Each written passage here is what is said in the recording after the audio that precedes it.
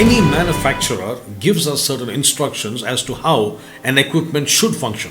ಒಂದು ಕಾರ್ಯವನ್ನು ಒಂದು ವಸ್ತುವನ್ನು ಉತ್ಪಾದನೆ ಮಾಡಿದ ಯಾವುದೇ ಒಂದು ವ್ಯಕ್ತಿ ಅದು ಹೇಗೆ ಕೆಲಸ ಮಾಡುತ್ತೆ ಎಂಬುದಾಗಿ ಒಂದು ಮ್ಯಾನ್ಯುವಲ್ ಅಥವಾ ಒಂದು ಕರಪುಸ್ತಕವನ್ನು ಕೊಡ್ತಾರೆ. Say for example, if you buy a car for that matter, the manufacturer will tell us that this vehicle will work on fuel either petrol or diesel. ಅದನ್ನು ತಯಾರಿಸಿದವರು ಹೇಳ್ತಾರೆ ಈ ಕಾರ್ ಒಂದು ಪೆಟ್ರೋಲ್ ಅಥವಾ ಡೀಸೆಲ್ ನಲ್ಲಿ ಚಲಿಸುತ್ತದೆ ಎಂಬುದಾಗಿ. If I say how can the instruction manual tell me you know who I am and I fill petrol in a diesel car, ನಾನು ಹೆಂಗೆ ಹೇಳಕ್ ಸಾಧ್ಯನಾ? ಅದೇ ಒಂದು ಪುಸ್ತಕ ಹೇಗೆ ನನಗೆ ಆಜ್ಞಾಪನೆ ಸಾಧ್ಯ? ನಾನು ಯಾರು ಗೊತ್ತಾ? ನಾನು ಏನ್ ಬೇಕಾದ್ರೆ ಹಾಕಿ ಅಂತ ಹೇಳಕ್ಕಾಗುತ್ತಾ?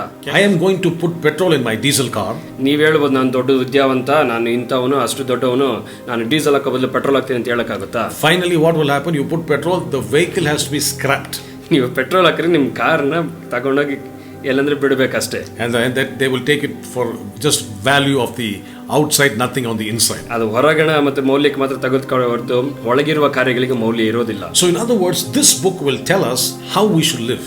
ಈ ಪುಸ್ತಕ ನಮಗೆ ಹೇಗೆ ಜೀವನ ಮಾಡಬೇಕೆಂಬುದಾಗಿ ಕಲಿಸಿಕೊಡ್ತದೆ. But Adam said, no, I am not going to listen to the word of God. I am trying to live my own life. ಆದರೆ ಆದಾಮನು ಹೇಳ್ತಾನೆ ನಾನು ದೇವರ ವಾಕ್ಯವನ್ನು ಕೇಳುವುದಿಲ್ಲ, ನನ್ನ ಜೀವಿತ ನಾನೇ ಬದುಕ್ತೀನಿ ಎಂಬುದಾಗಿ ಹೇಳ್ತಾನೆ. He said God says don't do this, but he says no problem, I will try to do this and see what will happen. ದೇವರು ಹೇಳ್ತಾರೆ ಇದನ್ನ ಮಾಡಬೇಡಪ್ಪ ಅಂತ ಹೇಳ್ತಾನೆ. ಆದ್ರೆ ಆದಾಮನು ಇಲ್ಲ ನಾನು ಪ್ರಯತ್ನ ಮಾಡ್ತೇನೆ, ಅದ್ರ ಮುಖಾಂತರ ಏನ್ ನಡೀತದೆ ನಾನು ನೋಡ್ತೇನೆ ಎಂಬುದಾಗಿ ಅವನು ಪ್ರಯತ್ನ ಮಾಡ್ತಾನೆ. It is like putting petrol in a diesel car. ಅದೇಂಗಂದ್ರೆ ಒಂದು ಡೀಸೆಲ್ ಕಾರ್ನಲ್ಲಿ ಪೆಟ್ರೋಲ್ ಹಾಕೋ ಹಾಗೆ. So what happened? His whole engine, his whole mechanism came to a stall. ಅವನ ಎಂಜಿನ್ ಸಂಪೂರ್ಣ ಯಂತ್ರಗಳು ಒಂದು ಸ್ಥಗಿತಗೊಂಡಿತು ಅಲ್ಲಿಗೆ. And therefore it needs to be reworked on, and the Lord had to put a new engine inside him. ಆದ್ದರಿಂದ ದೇವರು ಅವನೊಳಗೆ ಒಂದು ಹೊಸ ಯಂತ್ರ ಅಥವಾ ಹೊಸ ಎಂಜಿನ್ ಅನ್ನು ಹಾಕುವ ಅವಶ್ಯಕತೆ ಬಂತು. That's why if any man be in Christ, ಯಾರಾದ್ರೂ ಕ್ರಿಸ್ತನಲ್ಲಿದ್ದರೆ he has got the new engine. ಅವನೇ ನೂತನ ಸೃಷ್ಟಿ ಅಥವಾ ನೂತನ ಎಂಜಿನ್ ಅನ್ನ ಇದೆ ಅವನಿಗೆ. Old engine is thrown away, ಹಳೆ ಎಂಜಿನ್ ತೆಗೆದು ಬಿಸಾಕಾಯ್ತು, and the new engine has come inside. ಹೊಸ ಎಂಜಿನ್ ಹೊಸ ಸೃಷ್ಟಿಯನ್ನು ದೇವರು ಕೊಟ್ಟಿದ್ದಾನೆ. And this new engine fuel, ಈ ಹೊಸ ಎಂಜಿನ್ ಇಂಧನ, fuel is faith. ಈ ಹೊಸ ಎಂಜಿನ್ ಇಂಧನ ಬಂದು ವಿಶ್ವಾಸ. So if you're a new person and if you're new in Christ Jesus, ನೀವು ಯೇಸು ಕ್ರಿಸ್ತನಲ್ಲಿ ಇವಾಗ ತಾನೇ ರಕ್ಷಣೆ ಹೊಂದಿದ್ದರೆ, your fuel to run your life is faith. ನಿಮ್ಮ ಜೀವಿತವನ್ನು ನಡೆಸುವ ಇಂಧನ ವಿಶ್ವಾಸ. You cannot live out of what you see. ನೀವು ಯಾವುದನ್ನು ನೋಡ್ತೀರೋ ಅದ್ರ ಮೇಲೆ ನೀವು ಜೀವನ ಮಾಡಲು ಸಾಧ್ಯವಿಲ್ಲ. That is an alternate fuel.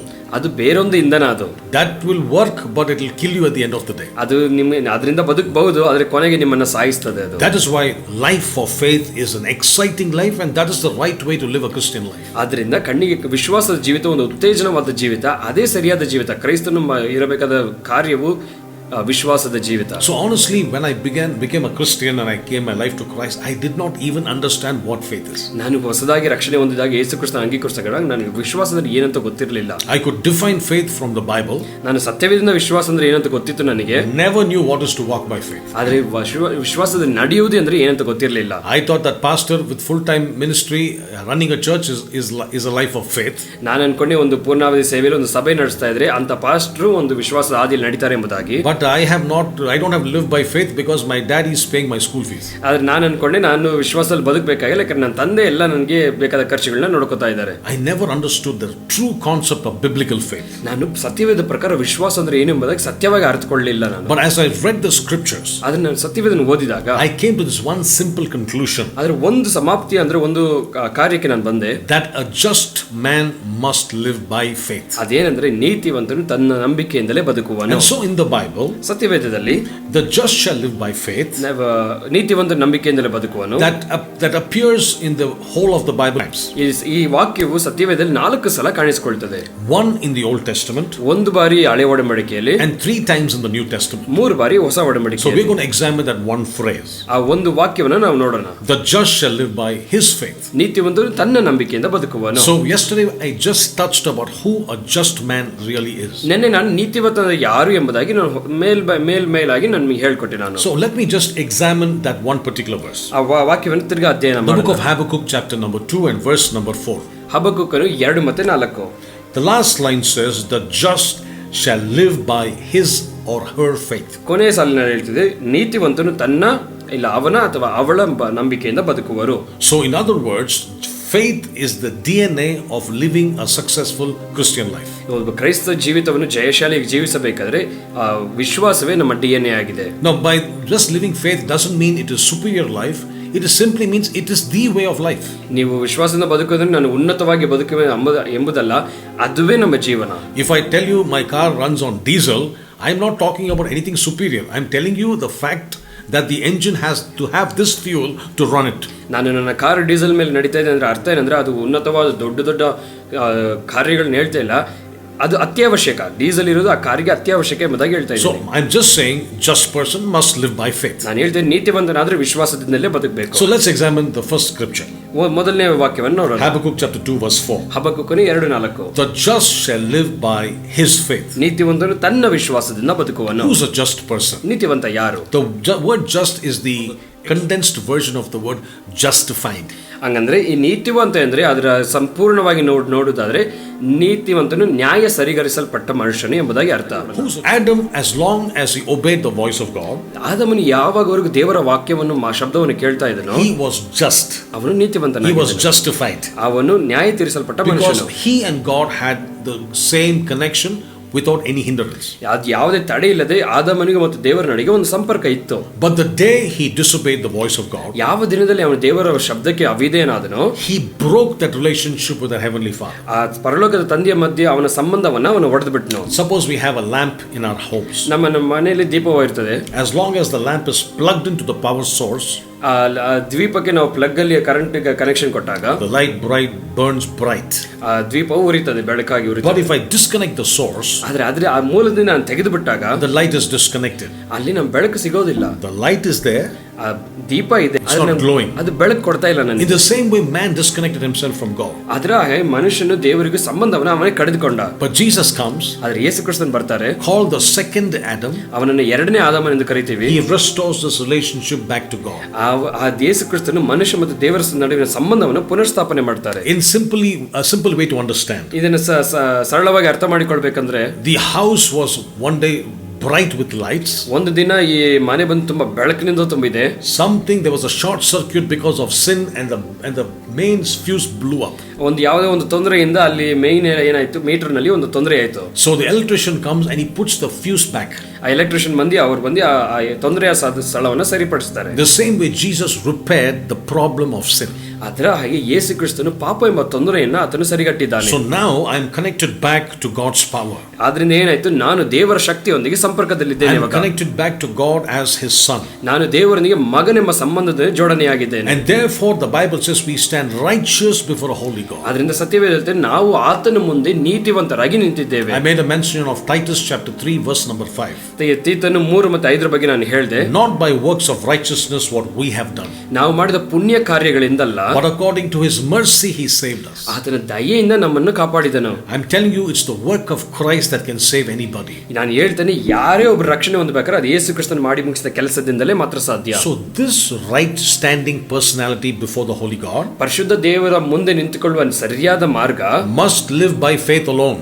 ಅದು ಯಾವುದಂದ್ರೆ ವಿಶ್ವಾಸದಿಂದ ಬದುಕುವುದು ಮಾತ್ರ. So what is the opposite of faith? ಇದರ ವಿರೋಧ ಕಾರ್ಯ ಏನು? The opposite of faith is fear. ಈ ವಿಶ್ವಾಸದ ವಿರೋಧವಾದ ಭಯ. When we say I don't believe, that is not the real opposite. The real opposite is fear.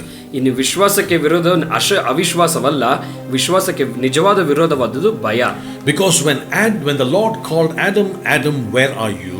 ದೇವರು ಆದಾಮನೇ ಎಲ್ಲಿದೆ ಎಂದು ಕರೆದಾಗ, the Bible says Adam says, Lord, I'm hiding because I'm afraid. ಆದಾಮನು ಹೇಳಿದ, ದೇವರು ನಾನು ಬಚ್ಚಿಕೊಂಡಿದ್ದೇನೆ, ಮರಗೆಂದಿದೆ, ಯಾಕಂದ್ರೆ ನನಗೆ ಭಯ ಆಗ್ತಿದೆ ಎಂಬುದಾಗಿ. And so the first place where the Bible mentions the just shall live by faith is Habakkuk chapter 2 and verse number 4. ಸತ್ಯವೇದದಲ್ಲಿ ಮೊದಲನೇ ಭಾಗ ಎಲ್ಲಿ ನೀತಿವಂತನು ತನ್ನ ನಂಬಿಕೆಯಿಂದ ಬದುಕುತ್ತಾನೆ ಹೇಳುವ ಜಾಗ ಯಾವುದಂದ್ರೆ ಹಬಕ್ಕೂಕನ 2 ಮತ್ತು 4ನೇ ವಾಕ್ಯ. And that's the only time it appears in the Old Testament as well. ಹಳೆ ಒಡಂಬಡಿಕೆ ಇದು ಒಂದೇ ಜಾಗದಲ್ಲಿ ಮಾತ್ರ ವಾಕ್ಯ ಇರುವುದು. But one more addition this verse gives us, ಇನ್ನೊಂದು ಕಾರ್ಯವನ್ನು ಈ ವಾಕ್ಯ ಹೇಳ್ತಾ ಇದೆ, which the rest of the 3 verses don't give us. ಅಲ್ಲಿ ಮತ್ತೆ 3 ವಾಕ್ಯದಲ್ಲಿ ಕಾಣದೇ ಇರೋದನ್ನ ಇಲ್ಲಿ ನಾವು ನೋಡ್ತೇವೆ. It says the just shall live by his faith. ಇಲ್ಲಿ ವಾಕ್ಯ ವ್ಯತ್ಯಾಸ ಏನು ಗೊತ್ತಾ, ಇಲ್ಲಿ ನೀತಿವಂತನು ತನ್ನ ನಂಬಿಕೆಯಿಂದ ಬದುಕುವನು. That means every single person watching me today, ಅಂದ್ರೆ ಅರ್ಥ ನನ್ನ ನೋಡ್ತಿರುವ ಎಲ್ಲರೂ, you have to work on faith. ನೀವು ನಿಮ್ಮ ವಿಶ್ವಾಸದಲ್ಲಿ ಕಾರ್ಯ ಮಾಡಬೇಕು. And yesterday we saw how faith comes in. ನಾನು ನಿನ್ನೆ ಹೇಳ್ಕೊಟ್ಟೆ ವಿಶ್ವಾಸ ಹೇಗೆ ಬರುತ್ತದೆ We made a mention that faith comes by hearing and hearing the word of Christ. ನಾನು ಹೇಳ್ಕೊಟ್ಟೆ, ನಾನು ವಾಕ್ಯವನ್ನು ಕೇಳುವುದರಿಂದ, ದೇವರ ವಾಕ್ಯವನ್ನು ಕೇಳುವುದರಿಂದಲೇ ನಮಗೆ ವಿಶ್ವಾಸ ಬರುವುದು. The second place where the phrase the just shall live by faith, ಈ ವಾಕ್ಯ ಎರಡನೇ ಭಾಗದಲ್ಲಿ ಕಾಣಿಸ್ಕೋದು ಗೊತ್ತಾ? Galatians chapter number 3, ಗಲಾತ್ಯ ದೇವರು 3ನೇ ಅಧ್ಯಾಯ verse number 11. 11ನೇ ವಾಕ್ಯ. It says, but that no one is justified by the law in the sight of God is evident, for the just shall live by faith. ಇದಲ್ಲದೆ ನ್ಯಾಯ ಪ್ರಮಾಣದಿಂದ ಯಾವನು ದೇವರ ಸನ್ನಿಧಿಯಲ್ಲಿ ನೀತಿವಂತನಾಗುವುದಿಲ್ಲ ಎಂಬುದು ಸ್ಪಷ್ಟವಾಗಿದೆ, ಯಾಕೆಂದರೆ ನೀತಿವಂತನು ನಂಬಿಕೆಯಿಂದಲೇ ಬದುಕುವನು. So in these 4 different places, ಈ 4 ಜಾಗಗಳಲ್ಲಿ I will give you the context by which this verse comes in. ನಾನು ಈ ವಾಕ್ಯ ಹೆಂಗೆ ಬಂತೆಂಬ ಹಿನ್ನೆಲೆಯನ್ನು ನಾನು ಕೊಡ್ತೇನೆ ನಿಮಗೆ. Because every time the Bible says the just shall live by faith, ಯಾವಾಗ ಸತ್ಯವೇದವು ನೀತಿವಂತನು ನಂಬಿಕೆಯಿಂದ ಬದುಕು ಎಂದು ಹೇಳ್ತದೋ, it is important to see the context. ಅದು ಏನರ್ಥ, ನೀವು ಹಿನ್ನೆಲೆ ನೋಡುವುದು ಬಹುಮುಖ್ಯ. It says that no one is justified by the law. ಇಲ್ಲಿ ಹೇಳ್ತದೆ, ನ್ಯಾಯ ಪ್ರಮಾಣದಿಂದ ಯಾವನು ದೇವರ ಸನ್ನಿಧಿಯಲ್ಲಿ ನೀತಿವಂತನಾಗಲು ಸಾಧ್ಯವಿಲ್ಲ. I will be able to give you just a little bit of insight about the law of Moses. ಇದಕ್ಕೆ ಸ್ವಲ್ಪ ಕಾರ್ಯಗಳನ್ನ ನಾನು ತಿಳಿಸ್ಕೊಡ್ತೇನೆ ನಾನು ಮೋಸೆಯ ಬಗ್ಗೆ. The Bible says nobody is justified by the law. ಈ ನ್ಯಾಯ ಪ್ರಮಾಣದಿಂದ ಯಾರು ನೀತಿವಂತರಾಗಲು ಸಾಧ್ಯವಿಲ್ಲ. When did the law come? ಯಾವಾಗ ನ್ಯಾಯ ಪ್ರಮಾಣ ಬಂತು? The law came when Moses came. ಮೋಶೆ ಬಂದಾಗ ನ್ಯಾಯ ಪ್ರಮಾಣ ಬಂತು. As a matter of fact, in Exodus chapter number 20, ವಿಮೋಚನ ಕಾಂಡ 20ನೇ ಅಧ್ಯಾಯದಲ್ಲಿ, that's when the Lord says, Moses, I want to give you the law.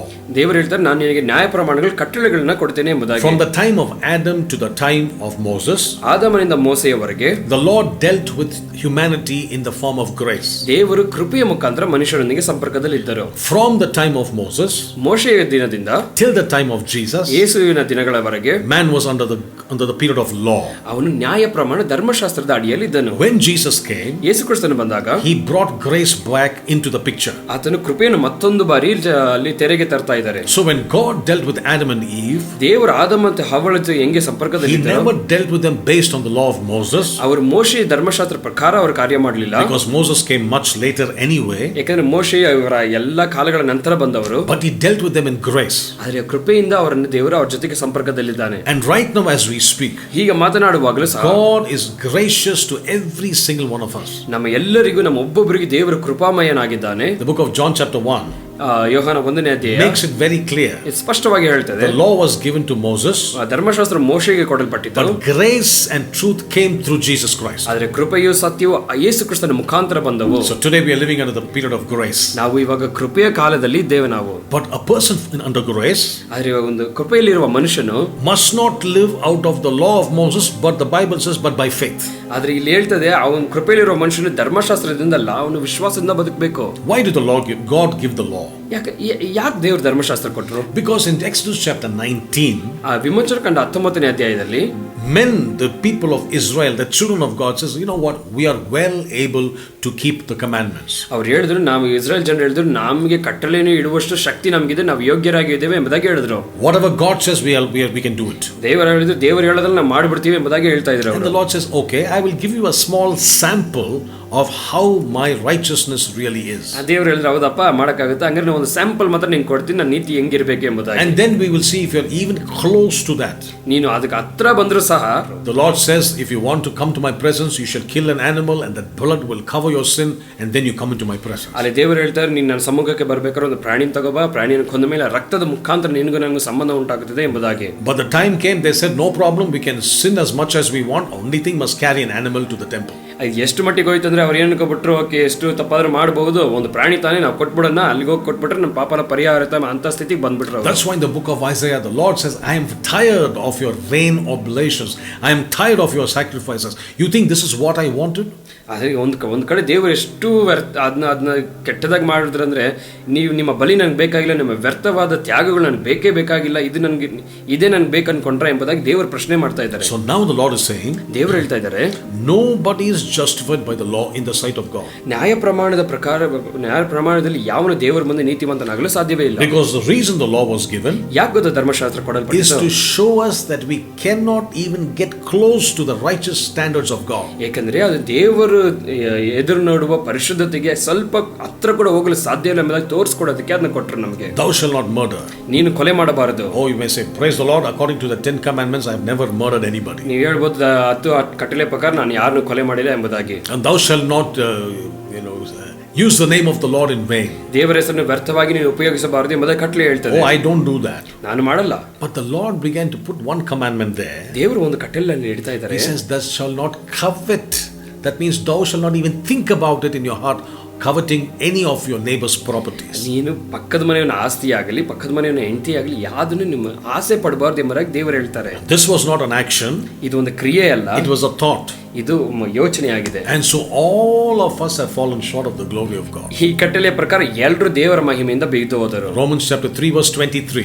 ರೋಮಾಪುರದವರಿಗೆ 3:23 ಹೇಳ್ತದೆ, all have fallen short of the glory of God. ಎಲ್ಲರೂ ದೇವರ ಮಹಿಮೆಯನ್ನು ಕಳೆದುಕೊಂಡರು. Romans 6:23. ರೋಮಾಪುರದವರಿಗೆ 6:23. For the wages of sin is death. ಪಾಪದ ಸಂಬಳ ಮರಣ. So all of us according to the law must go to hell. ಧರ್ಮಶಾಸ್ತ್ರದ ಪ್ರಕಾರ ಎಲ್ಲರೂ ನರಕಕ್ಕೆ ಹೋಗಬೇಕಾಗಿದೆ. There was a time I went to a particular meeting. ನಾನು ಒಂದು ಕೂಟಕ್ಕೆ ಹೋದೆ ಒಂದು ಕೆಲವು ದಿನಗಳ ಮುಂದೆ. And I asked these questions. I said, is anybody in this place who can say I am righteous, I have not sinned?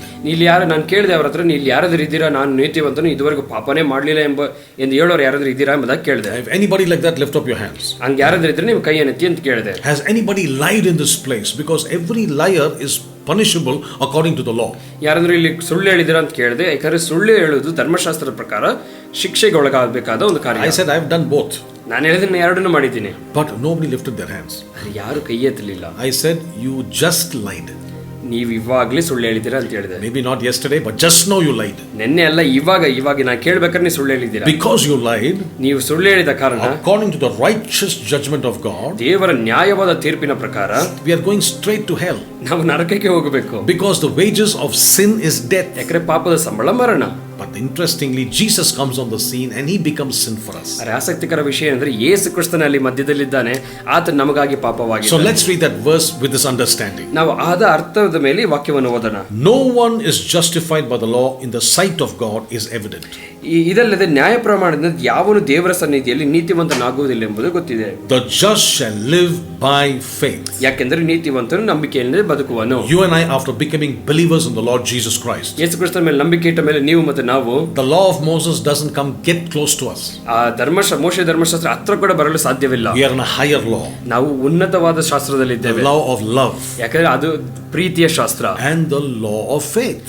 ನಾವು ಇರುವುದು ವಿಶ್ವಾಸದ ಶಾಸ್ತ್ರದಲ್ಲಿ. It is a higher law. ಅದೊಂದು ಉನ್ನತವಾದ ಶಾಸ್ತ್ರವಾಗಿದೆ. Therefore the Bible says, you being justified, bought by the blood of Christ, eliminated from the various laws of Moses, you must live by faith. ಈಗಲೇ ದೇವರ ವಾಕ್ಯ, ನೀನು ಯೇಸು ಕ್ರಿಸ್ತನ ರಕ್ತದಿಂದ ಅಂಗೀಕರಿಸಲ್ಪಟ್ಟು ಆತನ ರಕ್ತದಿಂದ ರಕ್ಷಿಸಲ್ಪಟ್ಟ ನೀನು, ಮೋಶೆ ಧರ್ಮಶಾಸ್ತ್ರನ ಬೇರ್ಪಡಿಸಲ್ಪಟ್ಟ ನೀನು ನಂಬಿಕೆಯಿಂದಲೇ ಬದುಕಬೇಕು ಎಂಬುದಾಗಿ ದೇವರು ಹೇಳ್ತಾರೆ. The next verse says, ಮುಂದಿನ ವಾಕ್ಯ ಹೇಳ್ತದೆ, that the law is not of faith, but the man who does them shall live by them. ನ್ಯಾಯ ಪ್ರಮಾಣಕ್ಕೆ ನಂಬಿಕೆಯು ಆಧಾರವಲ್ಲ, ಆದರೆ ಅದರ ಕ್ರಿಯೆಗಳನ್ನು ಮಾಡುವವನೇ ಅವುಗಳ ಮೂಲಕ ಬದುಕುವನು. And so if you say I want to go back to the law of Moses, ನೀವು ಹೇಳ್ತೀರ ನಾನು ಮೋಶೆ ಧರ್ಮಶಾಸ್ತ್ರಕ್ಕೆ ಹೋಗ್ತೀನಿ ಎಂಬುದಾಗಿ, you will be judged by the law of Moses. ಆಗ ಹೋದರೆ ನೀವು ಅದರ ಪ್ರಕಾರ ನ್ಯಾಯ ತೀರಿಸಲ್ಪಡ್ತೀರಾ. But verse number 13, 13ನೇ ವಾಕ್ಯ, Christ has redeemed us from the curse which is of the law. ಕ್ರಿಸ್ತನು ನಮ್ಮ ನಿಮಿತ್ತ ಶಾಪವಾಗಿ ಮಾಡಲ್ಪಟ್ಟು ನ್ಯಾಯ ಪ್ರಮಾಣದ ಶಾಪದೊಳಗಿಂದ ನಮ್ಮನ್ನು ಬಿಡಿಸಿದನು. We are free from the law itself. ನಾವು ಧರ್ಮಶಾಸ್ತ್ರದ ಸ್ವತಂತ್ರರಾಗಿದ್ದೇವೆ. Because Jesus Christ took on him the rigorous punishment of the law and he released us to this law of faith. ಈ ಧರ್ಮಶಾಸ್ತ್ರದಲ್ಲಿರುವ ದಂಡನೆಗಳನ್ನು ಯೇಸು ಕ್ರಿಸ್ತನು ತನ್ನ ಮೇಲೆ ಹಾಕಿಕೊಂಡು ನಮ್ಮನ್ನು ಬಿಡುಗಡೆ ಮಾಡಿ ಸ್ವತಂತ್ರನಾಗಿ ಮಾಡಿದ್ದಾರೆ. That the blessing, next verse, that the blessing of Abraham may come upon the Gentiles in Christ Jesus, that we might receive the promise of the Spirit through faith. ಹೀಗೆ ಆತನು ಪಡೆದುಕೊಂಡಿದ್ದರೆ ಅಬ್ರಾಮನಿಗೆ ಉಂಟಾದ ಆಶೀರ್ವಾದವು ಯೇಸು ಕ್ರಿಸ್ತನ ಮೂಲಕ ಅನ್ಯ ಜನರಿಗೆ ಉಂಟಾಗುವಂತೆ ದೇವರು ವಾಗ್ದಾನ ಮಾಡಿದ ಆತನು ನಮಗೆ ನಂಬಿಕೆಯ ಮೂಲಕ ದೊರೆಯಿತು. All right, let's go to the third place where the phrase says the just shall live by faith. ಮೂರನೇ ವಾಕ್ಯವನ್ನು ನೋಡೋಣ. ಇದೇ ವಾಕ್ಯಕ್ಕೆ The book of Hebrews chapter 10 reading verse number 38. ಇಬ್ರಿಯ 10ನೇ ಅಧ್ಯಾಯ 38ನೇ ವಾಕ್ಯ. Now the just shall live by faith. But if anyone draws back, my soul has no pleasure in him.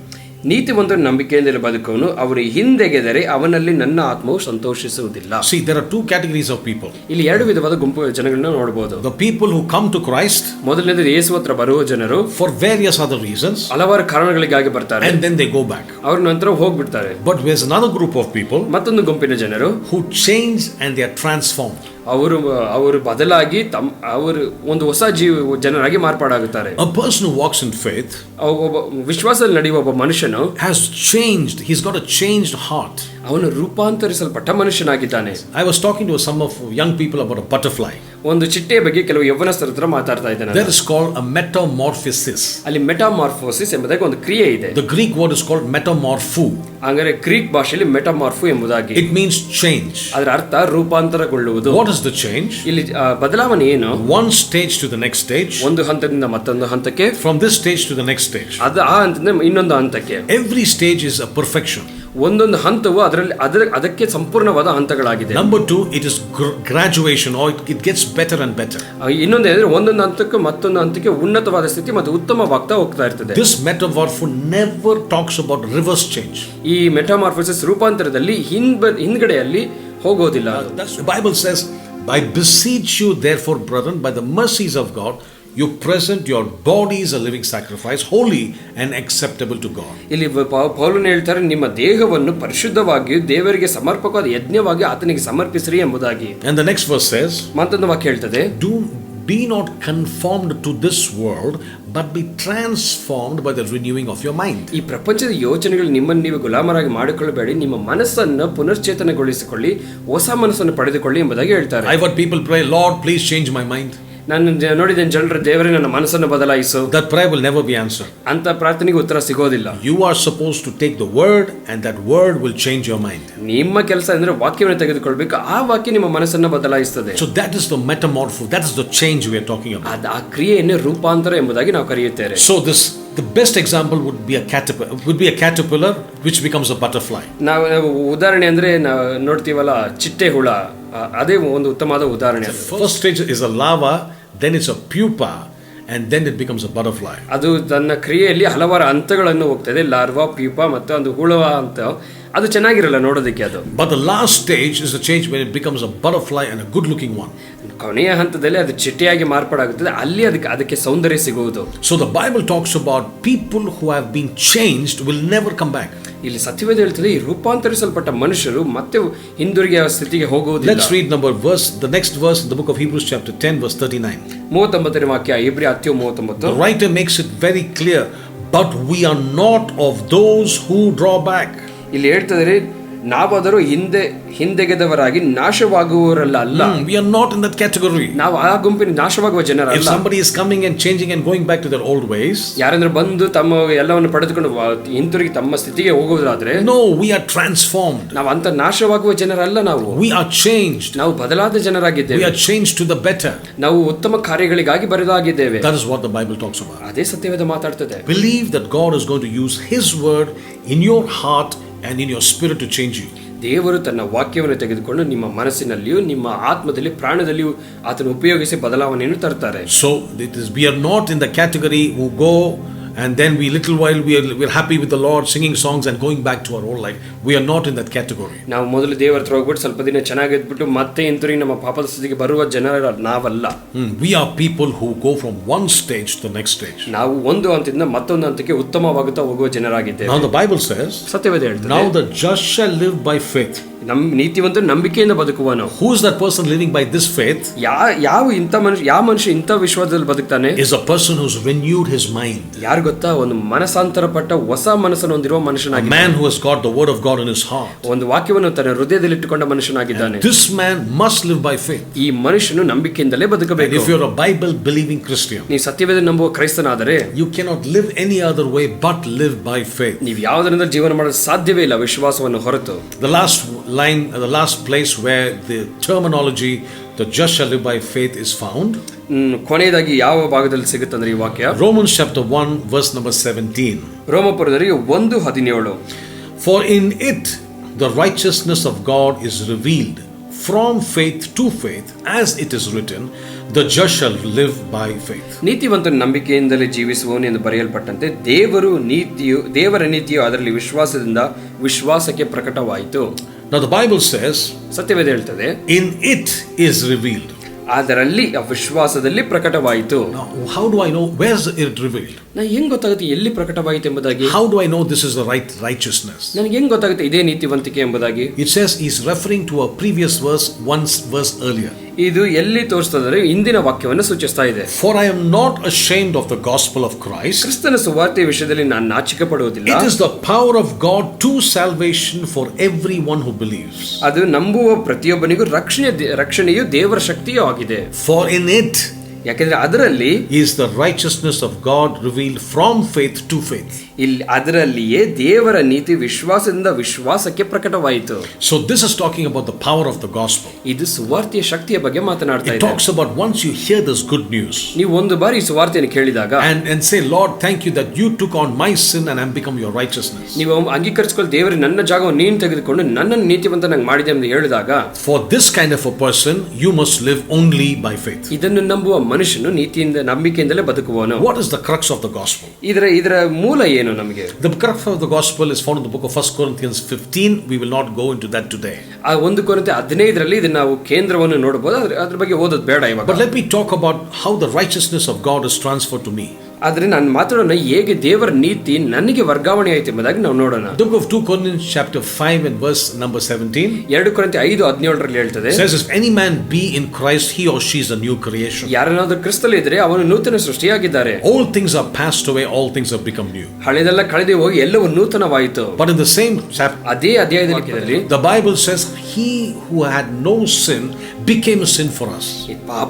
ಪಾಪವನ್ನೇ ಅರಿಯದ ಆತನು ನಮಗೋಸ್ಕರ ಪಾಪವಾದನು ಎಂಬುದಾಗಿ. I want you to begin to think with me. ಇದನ್ನು ನೀವು ಸ್ವಲ್ಪ ಯೋಚನೆ ಮಾಡಿ. It's referring to Jesus Christ. ಇದು ಯೇಸು ಕ್ರಿಸ್ತನ ಸೂಚಿಸ್ತಾ ಇದೆ. Did Jesus make any mistake? Yesu Krista ಏನಾದರೂ ತಪ್ಪು ಮಾಡಿದ್ರಾ? Did he commit any sin? ಆತನ ಏನಾದರೂ ಪಾಪ ಮಾಡಿದ್ರಾ? Definitely not. ಖಂಡಿತವಾಗಿಯೂ ಇಲ್ಲ. The Lamb of God to take away the sin of the world. ಕುರಿಯಾದಾತನು ಈ ಪ್ರಪಂಚದ ಪಾಪವನ್ನು ಹೊತ್ತುಕೊಂಡನು. And he had absolutely no iota of sin. ಆತನಿಗೆ ಪಾಪ ಎಂಬ ಚುಕ್ಕೆ ಕಪ್ಪು ಚುಕ್ಕೆ ಇಲ್ಲವೇ ಇಲ್ಲ. But the Bible says he became sin. ಆದರೆ ಸತ್ಯವೇದ ಆತನು ಪಾಪವಾದನು ಎಂಬುದಾಗಿ. How did this happen? ಹೇಗೆ ಆಯಿತು? God in his accounting books took my sin as a debt and put it on Christ's account as a credit. ದೇವರು ತನ್ನ ಲೆಕ್ಕ ಪುಸ್ತಕಗಳಲ್ಲಿ ನನ್ನಗಿದ್ದ ಸಾಲವನ್ನು ತೆಗೆದು ಯೇಸು ಕ್ರಿಸ್ತನ ಪುಸ್ತಕದಲ್ಲಿ ಅದನ್ನು ವರ್ಗಾವಣೆ ಮಾಡಿದನು. Credited to his account. ಆದರೆ ಈ ಪಾಪವೆಂಬ ಸಾಲ ನನ್ನ ಪುಸ್ತಕದಿಂದ ಆತನ ಪುಸ್ತಕಕ್ಕೆ ವರ್ಗಾವಣೆ ಮಾಡಲಾಯಿತು. And that's the whole reason why we are saved. ಅದರ ಕಾರಣದಿಂದ ನಾವು ರಕ್ಷಿಸಲ್ಪಟ್ಟಿದ್ದೇವೆ. Because he took my sin. ಆತನು ನನ್ನ ಪಾಪವನ್ನು ತೆಗೆದುಕೊಂಡನು. I say, Lord, thank you that you paid for my sin. ನಾನು ಹೇಳಿದೆ, ದೇವರೇ ನನ್ನ ಪಾಪಕ್ಕಾಗಿ ನೀನು ಕ್ರಯ ಕೊಟ್ಟಿದ್ದ, ದೇವರಿಗೆ ಸ್ತೋತ್ರ. When Jesus took our sin, ಆತನು ನಮ್ಮ ಪಾಪವನ್ನು ತೆಗೆದುಕೊಂಡಾಗ it was not just a love account. ಅದು ಬರೀ ಪ್ರೀತಿಯ ಲೆಕ್ಕಾಚಾರ ಮಾತ್ರ ಅಲ್ಲ. It was a justice based account. ಅದು ನೀತಿಯನ್ನು ಸರಿಗಟ್ಟುವ ಲೆಕ್ಕಾಚಾರ ಕೂಡ. Because when Jesus died for us, Yesu Krista ನಮಗಾಗಿ ಸತ್ತಾಗ that account book was tallied because he took my sin. ಆ ಲೆಕ್ಕಾಚಾರಗಳು ಸರಿಗಟ್ಟಿಸಲ್ಪಟ್ಟಿದ್ದು ಯಾಕಂದ್ರೆ ಆತನು ನನ್ನ ಪಾಪ ಎಂಬ ಸಾಲವನ್ನು ತೆಗೆದುಕೊಂಡನು. And so we are redeemed not just because of love, we are redeemed because of rightful payment and overpayment done for your sin and mine. ನಾವು ಪ್ರೀತಿಯಿಂದ ಮಾತ್ರ ರಕ್ಷಿಸಲ್ಪಡಿಲ್ಲ, ನಾವು ನೀತಿಗೆ ಸರಿಯಾಗಿ ಲೆಕ್ಕಾಚಾರಕ್ಕೆ ಸರಿಯಾದ ಸಾಲವನ್ನು ತೆರಿಗೆಯನ್ನು ಕಟ್ಟಿದ ಕಾರಣ ನಾವು ರಕ್ಷಿಸಲ್ಪಟ್ಟಿದ್ದೇವೆ. But with this equation, the whole Christianity doesn't have a problem. ಈ ಸೂತ್ರವನ್ನು ನೋಡಿದ್ರೆ ನಾವು ಕ್ರಿಸ್ತರಲ್ಲಿ ಯಾವುದೇ ತೊಂದರೆ ಇರೋದಿಲ್ಲ. Yes brother, he took my sin. ನಾವು ಹೇಳ್ತೀವಿ, ಹೌದು ಯೇಸು ನಮಗಾಗಿ ಪಾಪವಾದನು. But in the same account book, ಅದೇ ಲೆಕ್ಕಾಚಾರದ ಪುಸ್ತಕದಲ್ಲಿ under my debit, ನನ್ನ ಹೆಸರಿನ ಕೆಳಗಡೆ there was this big sin which is now zero, because this debit of mine is credited to Jesus Christ as plus sin. ನನ್ನ ಲೆಕ್ಕದಲ್ಲಿ ಇದ್ದ ದೊಡ್ಡ ಪಾಪ ಅದರಿಂದ ತೆಗೆಯಲ್ಪಟ್ಟು ಯೇಸು ಕ್ರಿಸ್ತನ ಲೆಕ್ಕಾಚಾರದಲ್ಲಿ ಅದು ವರ್ಗಾವಣೆ ಮಾಡಲ್ಪಟ್ಟಿತು. So in my account I am zero. Payment is paid. ನನ್ನ ಲೆಕ್ಕದಲ್ಲಿ ನನಗಿರುವ ಬಾಕಿ 0. We are saying hallelujah, praise the Lord. ನಾವು ಹೇಳ್ತೀವಿ, ದೇವರಿಗೆ ಸ್ತೋತ್ರ. But the good news is this good news, gospel news. ಆದರೆ ಒಳ್ಳೆಯ ಸುವಾರ್ತೆ ಏನು?